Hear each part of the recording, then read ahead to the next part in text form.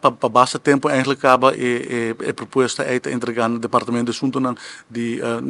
DEMP para revisão, dus ja eigenlijk sector comercial e comércio econômico herstel abin com sua recomendação e ela guarda mandar para departamento para DEMP que nós também está revisando que nós podemos implementar short term. Dus é algo que nós está em preparação,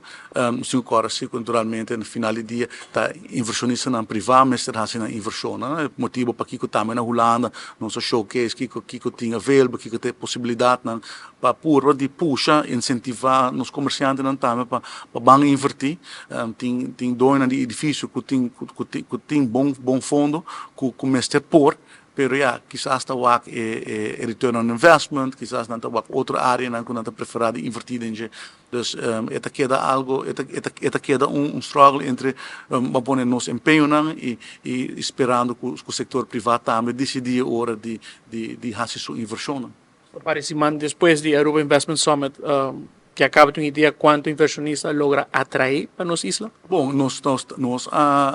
topo com diferentes pessoas interessadas em Aruba, nós chamamos de connect, nós intercambiar informação e tem diferentes conversações andando com inversionistas na Kutauta na Investment Summit e semana nós dilante nós continuar com conversação com eles e com por ajuda para algo concreto sair dia, seguro.